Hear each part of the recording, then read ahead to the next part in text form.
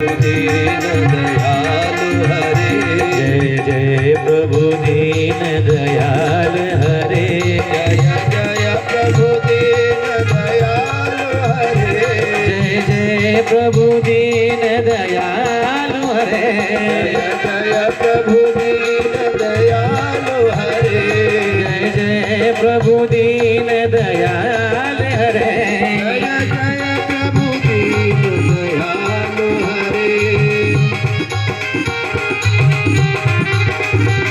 जय जय प्रभु दीन दयाल हरे, गोविंद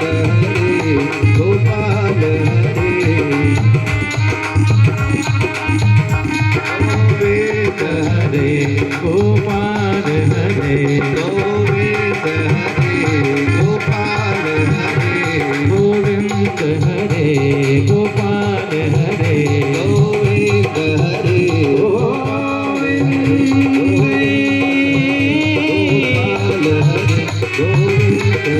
गोपाल हरे,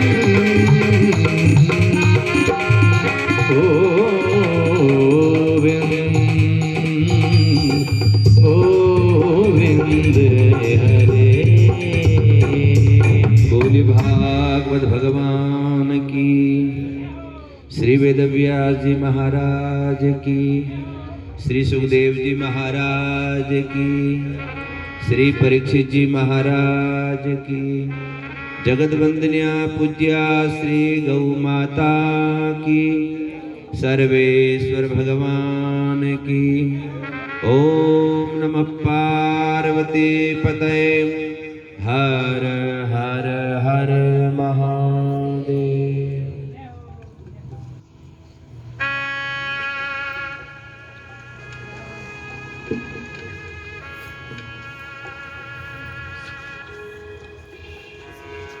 परम मंगलमय परात्पर कलेश्वर, अकारण करुणा वरुणालय भक्तवांछा कल्पतरु, तद्युदित विनिंदित पीतांबरधारी, नंद नंदन यशोदानंदन ब्रजेश नंदन कर्तुम अकर्तुम, श्री बाल कृष्णलाल की वांग्मयी प्रतिमूर्ति श्रीमद् भागवत महापुराण में उपस्थित प्यारे प्रभु प्रेमियों, भक्तवती वात्सल्यवती करुणामती माताओं एवं बहनों, बड़ा ही सौभाग्य का विषय है। एक तो मलमास जिसमें मलमास में धार्मिक कार्य, विवाह, शादी इत्यादि ये वर्जित क्यों कहे गए हैं? क्योंकि व्यक्ति को जितना हो सके अपने जीवन के 4 आश्रम बताए हैं। अपने जीवन के 4 आश्रम हैं। कौन कौन से? प्रथम आश्रम है ब्रह्मचर्य आश्रम, द्वितीय आश्रम है गृहस्थ आश्रम, और तृतीय आश्रम है वानप्रस्थ आश्रम, और चतुर्थ आश्रम जो है वो है संन्यास आश्रम। जैसे एक व्यक्ति की 100 साल उम्र निर्धारित की गई है, वैसे ही प्रत्येक 25-25 वर्ष में चारों ये उम्र जो है 25-25 वर्ष के हिसाब से निर्धारित की गई है कि 25 वर्ष तक व्यक्ति को ब्रह्मचर्य में रहना चाहिए, और 25 से 50 तक व्यक्ति को गृहस्थाश्रम में रहना चाहिए, और 50 से 75 वानप्रस्थ में, और 75 से फिर जो है 100 तक संन्यास में रहना चाहिए। ऐसा हमारे शास्त्रों में वर्णन किया है। पर एक चीज देखिए, सब में अलग अलग अंतर माना गया है, लेकिन अंतर होने के बावजूद सबके पीछे लगा क्या है? ब्रह्मचर्य श्रम, गृहस्था श्रम, वानप्रस्था श्रम, संन्यासा श्रम, यानी कि प्रत्येक आश्रम के पीछे श्रम लगा है। ऐसा नहीं कि हम गृहस्थाश्रम से निवृत्त हो गए तो वानप्रस्थ में आराम करेंगे, नहीं, उसमें भी श्रम करो। वानप्रस्थ से निवृत्त हो गए, चलो अब तो बाबा जी बन गए, अब तो आराम करेंगे, नहीं, उसमें ज्यादा श्रम करो। जैसे जैसे व्यक्ति की उम्र बढ़ती जाती है वैसे वैसे श्रम बढ़ता जाता है। ब्रह्मचर्य में श्रम कम रहता है। ब्रह्मचर्य के बाद में जब गृहस्थ आश्रम में प्रवेश करते तो श्रम और बढ़ जाता है। पहले तो स्वयं के लिए सोचते थे, अब तो अपने माता पिता को छोड़ करके और अपना भरोसा करके अपने पीछे आई उसके लिए भी सोचना पड़ता है? वानप्रस्थ आश्रम तक जाते जाते बाल बच्चे हो जाते हैं, बहुएं आ जाती है, फिर उनका भी सोचो। और फिर संन्यास आश्रम। अब तो वानप्रस्थ तो ये सीमित था कि केवल अपना सोचना है, अपनी घरवाली का सोचना है, अपने बाल बच्चों का सोचना है। लेकिन संन्यास में आते ही पूरा जगत अपना पुत्र है, पूरा जगत अपनी संतान है, तो पूरे जगत के कल्याण के लिए। यानी कहने के दास का भाव यही है कि जैसे जैसे हम आगे बढ़ते जाते हैं वैसे वैसे हमारा श्रम भी बढ़ता जाता है।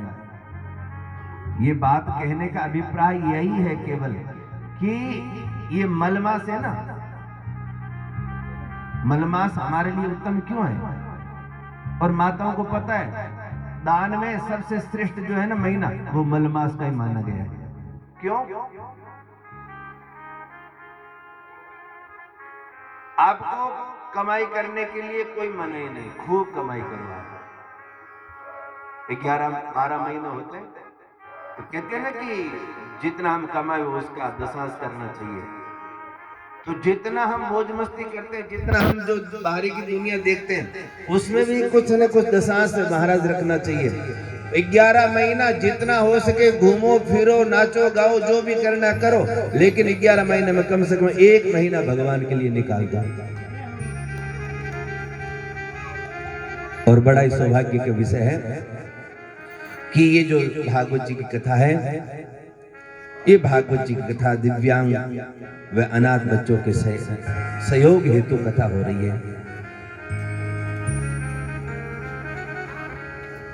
तो इसमें जितना हो सके बढ़ चढ़ करके आप हम सबको हिस्सा लेना है। और माताएं तो दान के बारे में सब जानती हैं।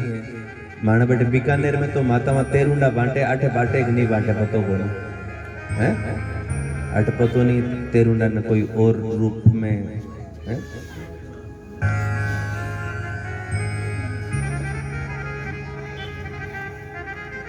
तो ये जो भागवत जी की कथा है, ये मलमास में अभी न तो आपको कहीं शादी में जाना है, न आपको कहीं विवाह इत्यादि उत्सव इत्यादि में जाना है। अब जो उत्सव हो रहा है ये ठाकुर जी का ही उत्सव हो रहा है। अपने को 7 दिन पर्यंत ठाकुर जी के उत्सव में ही सम्मिलित रहना है। वैसे तो मैं आपको यूं समझा रहा हूं, लेकिन आप जोधपुर वालों को वैसे ज्यादा समझाने की जरूरत नहीं पड़ती, क्योंकि दास की भी 2-4 कथाएं जोधपुर में हो चुकी। तो उसमें जितना हम समझाते हैं उससे कहीं ज्यादा श्रोतागण समझदार निकलते हैं, ये हमें पता है। और फिर जोधपुर के ऊपर संतों की बड़ी भारी कृपा है। और फिर कहां तक जोधपुर का आप महाराज हम वर्णन करें? हमें तो जोधपुर जो है दूसरा ब्रज लगता है। सबसे मीठी भाषा हमें लगती है ब्रज की, और ब्रज के बाद में जो भाषा लगती है ना, वो हमें लगती है जोधपुर की भाषा। सुबह हम अशोक जी से बात कर रहे थे, सुबह कर रहे थे, कल कर रहे थे, कि आप लोग तो बोल करके घायल कर देते हो। इतनी मीठी भाषा और मीठे शब्द तो महाराज जब मन निर्मल होगा ना तभी मीठा बोला जाता है। बिना मन निर्मल हुए मीठा बोला नहीं जाता। और भगवान को और क्या चाहिए? भगवान को तो यही चाहिए, भगवान को और कुछ चाहिए ही नहीं। भगवान तो कहते हैं निर्मल मन जन सो मोहि पावा, निर्मल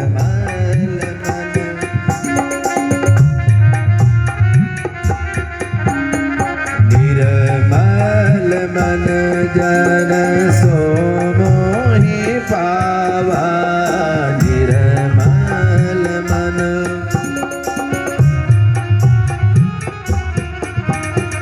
मोह कपट छल छीधन भावा,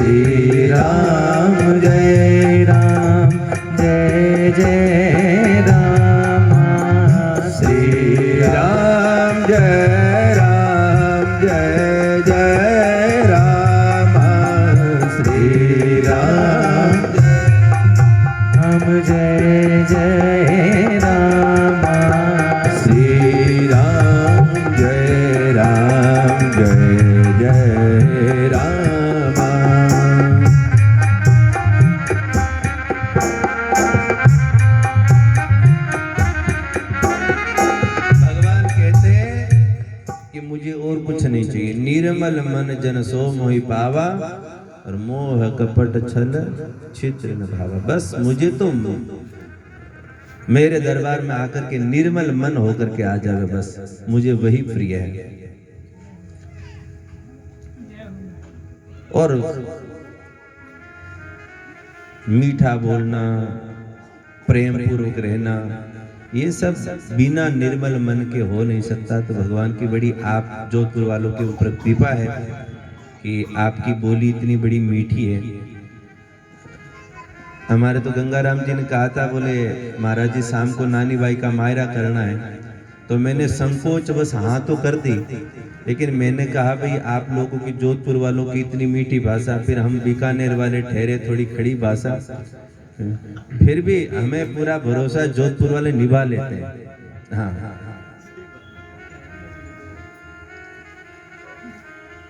तो बड़ा ही सौभाग्य का विषय है। आज आप हम सब जो है भागवत जी की कथा में प्रवेश कर रहे हैं। और ये भागवत की कथा आपको बताऊं, कोई ये कहानी नहीं है, कोई पोथी की कथा नहीं है, कोई पोथी की ये काल्पनिक कथाएं नहीं है। ध्यान दीजिएगा नारायण।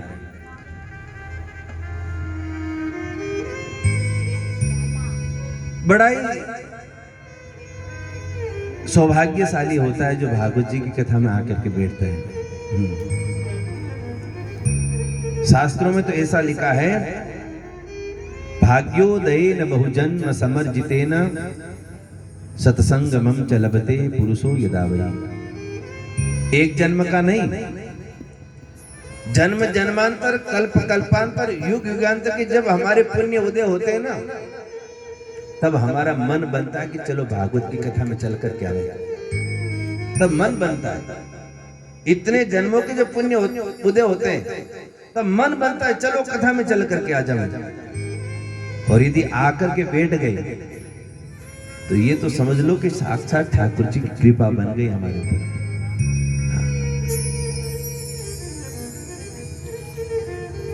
भागवत की कथा क्यों सुनी जाती है, कैसे सुनी जाती है, इस कथा को सुनने का क्या महात्म्य है, क्यों सुने हम भागवत की कथा, इन बातों का जिसमें शुद्ध विवेचन किया जावे उसे हम भागवत महात्म्य कहते हैं। सीधी सी भाषा में आपको महात्म्य का मतलब समझाएं तो महात्म्य किसको कहते हैं, जिस वस्तु में जिसका फायदा बताया जावे।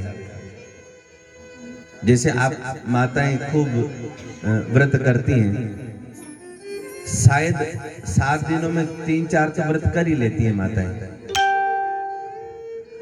तो प्रत्येक व्रत के पीछे एक माताएं एकत्रित होकर के कहानी सुनती है, कथा सुनती है। समझ लो आपने एकादशी का व्रत किया, अब एकादशी का व्रत करोगे तो फिर एकादशी की व्रत कथा तो सुनोगे।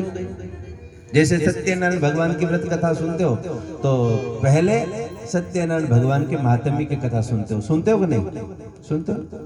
तो उसमें क्या कहा जाता है, एक माता जी जंगल में जा रही थी, एक लकड़हारा जंगल में जा रहा था, तो जंगल में कुछ माताओं को रंगीन वस्त्र पहने हुए, स्वच्छ वस्त्र पहने हुए, कुछ पुरुषों को महाराज धुले हुए वस्त्र पहना हुआ देखा, एकत्रित हुए देखा। लकड़हारे ने सोचा कि चलो पूछ कर कैसे उठे, तो लकड़हारे ने पूछा, अरे भाई इस जंगल में आप लोग क्या कर रहे हो? बोले हम सत्यनारायण भगवान की व्रत कथा सुन। ज्ञान वैराग्य का दुख दूर नहीं हुआ और केवल भागवत का संकल्प लेने मात्र से भक्ति ज्ञान वैराग्य का दुख दूर हो गया। ऐसी है हमारी श्रीमद् भागवत कथा। तो जिसमें जिस चीज का फायदा बताया जावे उसको महात्म्य कहते हैं। तो भागवत जी श्रवण, अभी आप हम सब जो है ना ये भागवत जी का महात्म्य श्रवण करेंगे। तो सर्वप्रथम आप हम सब मिलकर के भगवान श्री कृष्ण को वंदन करते हैं। सच्चिदानंद रूपाय विश्वोत्पत्त्यादि हेतवे तापत्रय विनाशाय श्री कृष्णाय वयम नमः। इस श्लोक में 3 बातों के ऊपर बहुत ज्यादा जोर दिया है। सत, सत चित्त और आनंद। तीन बातों पे जोर क्यों दिया? सत किसको कहते हैं? बोले सत कहते हैं जो अविनाशी हो। अब मेरे जैसे मूड ये भी नहीं समझे कि अविनाशी किसको कहते हैं। सब पूछ लिया अविनाशी किसको कहते हैं? बोले अविनाशी तो उसको कहते हैं जिसका कभी नाश न हो, जो अटल हो। तो सोचा भाई ऐसी क्या वस्तु है जो अटल हो? हैं? अच्छा सा अच्छा माइक लेके आते हैं, थोड़ी बारिश में भीगते, ये तो काम का नहीं। अच्छे से अच्छा महाराज स्पीकर बढ़ाते हैं, और थोड़ी महाराज बेस ज्यादा बढ़ाया, नहीं तो उधर हुआ नहीं, उड़ गया हैं? अरे इनको छोड़िए महाराज, हम अपने शरीर का कितना ध्यान रखते हैं। क्या खाना है, क्या पीना है, कितना हमें पैदल चलना है, कौन सा तेल लगाना है, कौन सा महाराज सर में लगाना है, कौन सा बॉडी लोशन महाराज अपने शरीर में लगाना है। और विचार करते हैं कहीं बूढ़े नहीं हो, फिर भी बूढ़े भी हो जाते हैं, मर भी जाते हैं। तो ऐसी कौन सी वस्तु है, ऐसा क्या है जो सत्य है, जो कभी मिटता नहीं है? बोले ऐसी एक ही वस्तु है, परमात्मा के अलावा कोई दूसरा ऐसी वस्तु ही नहीं जो महाराज अटल हो, सत्य हो। जो अटल है, जो सत्य है, वो केवल परमपिता परमात्मा है, उसके अलावा कोई सत्य नहीं है। तो सत्य किसको कहते हैं? सत्य श्री कृष्ण को कहते हैं। दूसरी बात बताई, चित्त। चित्त माने प्रकाश। जैसे हमें कोई पुस्तक पढ़नी होती है, अभी पुस्तक पढ़ रहे हैं तो भगवान सूर्य की रोशनी में पढ़ रहे हैं। रात्रि के पुस्तक पढ़ें तो महाराज टॉर्च, बल्ब, ट्यूबलाइट जिसकी रोशनी से पढ़ना चाहें। लेकिन किसी न किसी प्रकाश की आवश्यकता रहती है। लेकिन जिन परमात्मा को किसी प्रकार की आवश्यकता नहीं रहती, कि जिन परमात्मा को किसी भी प्रकाश की आवश्यकता नहीं रहती, जैसे चित्त किसको कहते हैं? असल में अपनी सीधी सी भाषा में, मैं हमारे बीकानेर की खड़ी भाषा में आपको बताऊं तो चित्त कहते हैं जैसे व्यक्ति आगे चल रहा है, चलते चलते यदि ठोकर खा करके गिर जावे तो उससे जो बड़ा होता है वो क्या कहता है? अरे छोरा थार मैंने चेतो को नहीं कहीं, थार मैंने चेतो को नहीं, यानी थोड़ा शब्द अंतर हो गया, चेतो और चित्त है, लेकिन है वही चित्त। यानी तेरे को दिखाई नहीं देता क्या? चित्त माने प्रकाश, देखना। लेकिन हम कितना भी प्रयास करें, एक न एक दिन आंख धोखा दे ही देती है अपनी को। लेकिन जिन परमात्मा को किसी प्रकाश की आवश्यकता नहीं, जो पूरे जगत को स्वयं प्रकाशित करता हो, उन चित्त स्वरूप भगवान श्री कृष्ण को हम वंदन करते हैं। तो सत्य भी श्री कृष्ण है और चित्त भी श्री कृष्ण है। और तीसरी बात बताई आनंद। तो ये आनंद क्या है? जैसे छोटी छोटी बात को हम आनंद ले बैठते हैं, आनंद कह बैठते हैं। बड़ी जोर की भूख लगी है, भोजन की इच्छा है, और अशोक जी ने कह दिया महाराज जी भोजन घर में तैयार है, पाया और कहा भाई आनंद आ गया।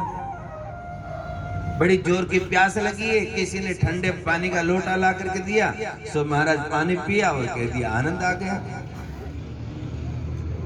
बड़े बाजार में घूम करके आ रहे हैं, थके आ रहे हैं, किसी ने डल्लब का गद्दा लगा दिया, उस पे लेट गए और महाराज नींद आ गई, उठे और फिर कहा आनंद आ गया। हवा चल रही है, सर्दी लग रही है, किसी ने इधर ला करके महाराज ये पर्दा बंद कर दिया, और जैसे ही हवा बंद हुई सो कहा अब तो ठीक है, अब तो आनंद आ गया। क्या यही आनंद है? रसगुल्ले की इच्छा हुई, रसगुल्ला खाना है, कभी नाम ही सुना है केवल रसगुल्ले का, और किसी ने रसगुल्ला ला करके खिला दिया और रसगुल्ला खाते कह दिया आनंद आ गया। क्या यही आनंद है?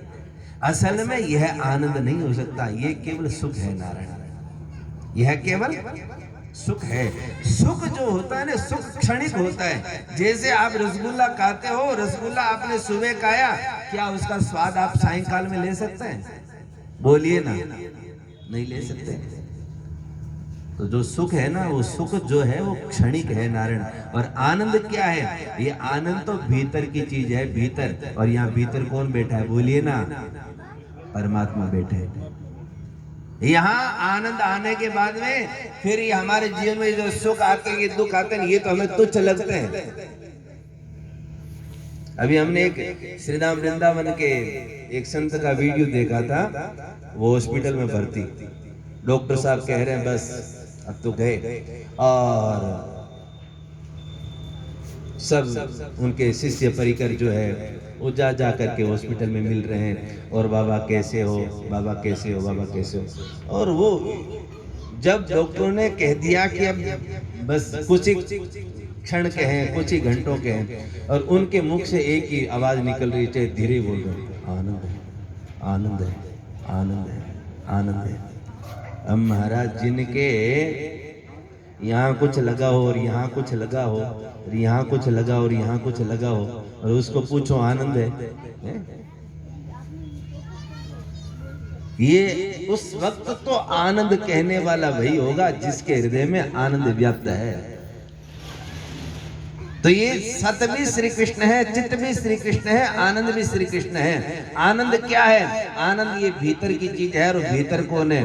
भीतर परमपिता परमात्मा है। इसीलिए सत भी श्री कृष्ण है, चित्त भी श्री कृष्ण है, और आनंद भी श्री कृष्ण है।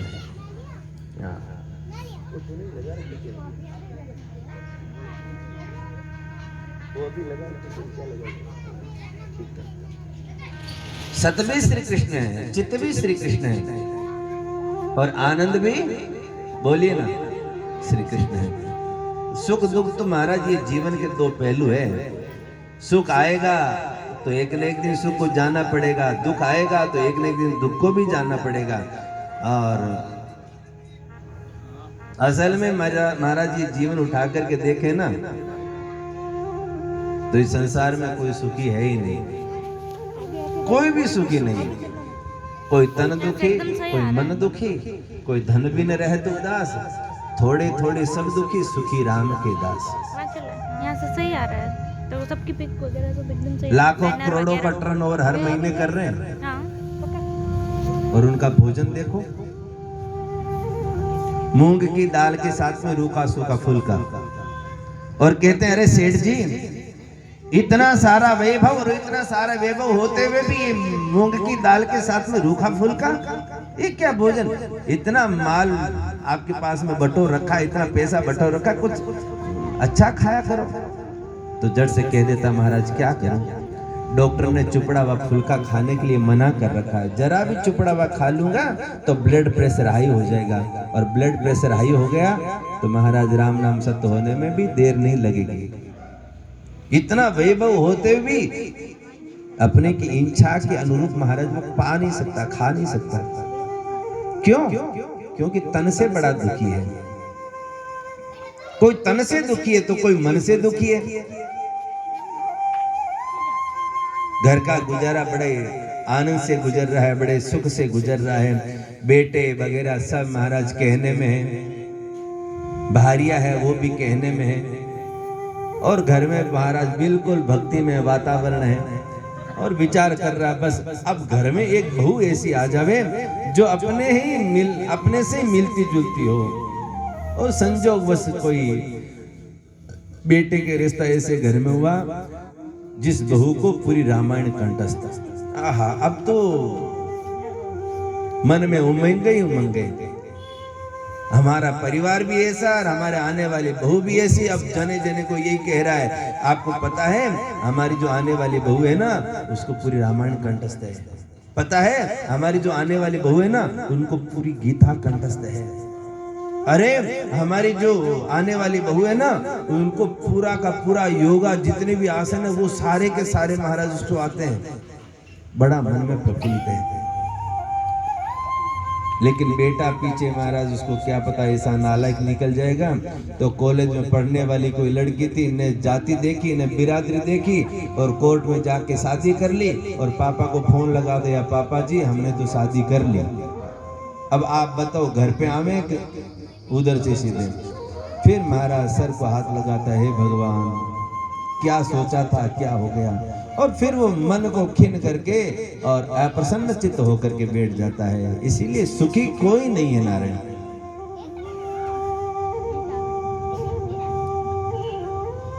कोई तन दुखी, कोई मन दुखी, कोई धन भी न रहत उदास। कईयों कईयों को तो महाराज ऐसा देखा हमने कि थाली में रोटी आ जाती है ना, तो उनको चैन नहीं आता जब तक वो सब्जी के अंदर कोई नुक्स नहीं निकाल देवे, सब्जी में कोई गलती नहीं निकाल देवे। कभी कहेंगे मिर्ची ज्यादा है, कभी कहेंगे नमक कम है, कभी कहेंगे तेल तो डाला ही नहीं, और कभी महाराज फुलके में, कभी महाराज रोटी में, कभी सब्जी में, कभी दाल में। लेकिन नारायण ऐसे ऐसे भी जीव है आज भी जगत में, जो सुबह का भोजन कर लेवे, शाम का भोजन होगा कि नहीं होगा उसकी कोई गारंटी नहीं है। एक बार मैं, हमारे बीकानेर के पास में कोलाई क्षेत्र है, तो कोलाई क्षेत्र से मैं कथा करके बीकानेर की ओर लौट रहा था, दोपहर का समय था। तो उधर क्या है कि ये खेड़े बहुत हैं जिसमें वो मुड वगैरह बजरी वगैरह निकलती है। आषाढ़ का महीना, आषाढ़ के महीने में आपको पता है गर्मी कितनी पड़ती है। और आषाढ़ का महीना उधर से हम लोग आ रहे थे तो पूरा यूं सुनसान इलाका पड़ा है। उसमें एक माताजी बट्ठल में बजरी भर करके लाती है और एक चाल में वो बजरी छान रही है और पीछे कुछ बंधा हुआ है। तो हमने चारों तरफ नजर दौड़ाई, मैंने कहा अरे कोई नहीं दिख रहा, केवल ये एक माताजी दिख रही है। तो हमने ड्राइवर से कहा भैया एक बार गाड़ी रोकना, तो हम उनके पास में गए। मैंने कहा इतने भाई जंगल में जल की व्यवस्था उनके पास है कि नहीं है? अपने पास बोतलें खूब सारी पड़ी है। तो हम लोग 2-4 बोतल पानी की वहां लेके गए। हम कहा माता जी आप अकेले यहाँ? बोले महाराज और कहाँ, किसको लेके आऊं? मैंने कहा कि आपको टीकी लगी हुई है, मांग आपके भरी हुई है, चूड़ियां आपके है, इससे तो यूं सिद्ध होता है कि आपके घर में आपके पतिदेव भी है। तो महाराज उसकी आंखों में आंसू आ गए और कहने लगी महाराज शरीर के रूप में जरूर मौजूद होंगे, लेकिन ऐसे पति से तो भला कि पति न हो तो ही अच्छा है। मैंने कहा क्यों, क्या हुआ? बोले महाराज दिन भर यहाँ काम करती हूँ, शाम को 200 रुपए मिलते हैं, 100 रुपए शाम को जाते उसको देने पड़ते हैं, और यदि नहीं देती तो पीटता है, कहता है मेरे दवाई का समय हो गया। अब शाम का समय, शाम की दवाई आप समझ गए होंगे, मैं व्यासपीठ से नहीं बोलना चाहता, मेरी दवाई का समय हो गया। अब आप बताओ महाराज जी 100 रुपए से मैं बच्चों के फीस भरूं कि किराए के जिस मकान में हम रहते हैं वो किराए का मकान, अब किराया भरूं कि दूध वाले को दूं कि लाइट वाले को दूं कि पानी वाले को दूं, किसको दूं, क्या करूं?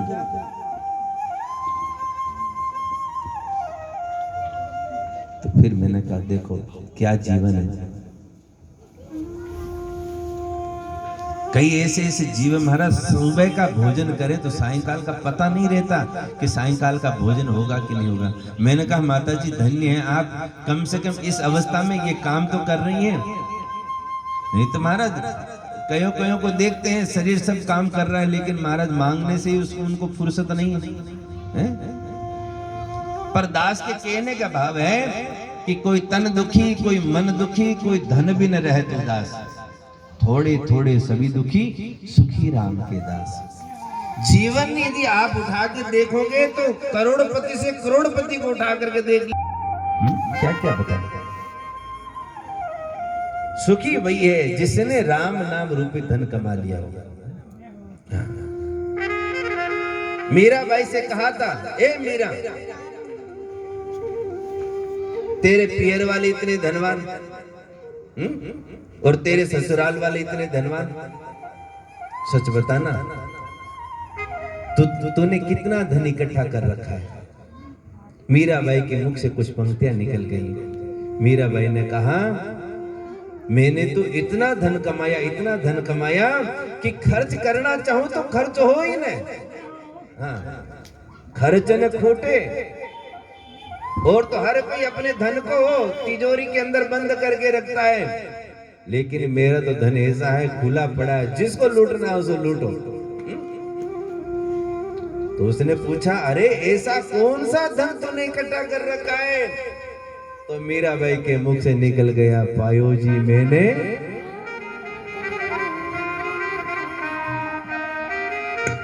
राम पायो जी मैंने राम रतन धन पा